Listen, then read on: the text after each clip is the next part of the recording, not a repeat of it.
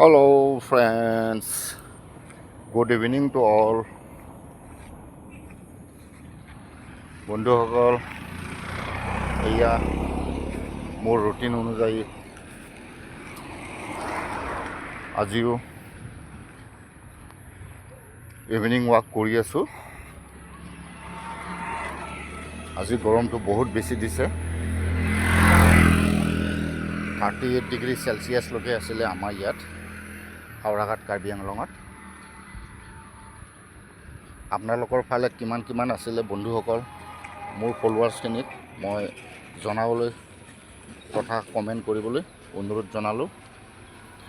গৰমটো বহুত বেছি ফ্ৰেণ্ডছ। আজি মাত্ৰ 1 কিলোমিটাৰহে খোজকাঢ়িছোঁ। 1 কিলোমিটাৰ টাৰ্গেট লৈছোঁ।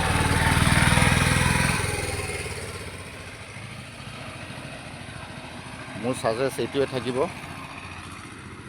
গৰমৰ বতৰ আপোনালোকে যিবিলাকে বেছি আৰাম কৰে তেখেতসকলে মৰ্ণিং ৱাক আৰু ইভিনিং ৱাক কণ্টিনিউ কৰিব।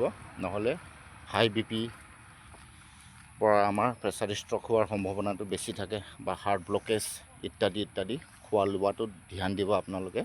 মাছ মাংস পাৰিলে নাখাব, ফল মূল প্ৰচুৰ পৰিমাণে খাওক। আজিলৈ ইমানতে কৈ মোৰ ভিডিঅ'টো সামৰিলোঁ। Bye bye.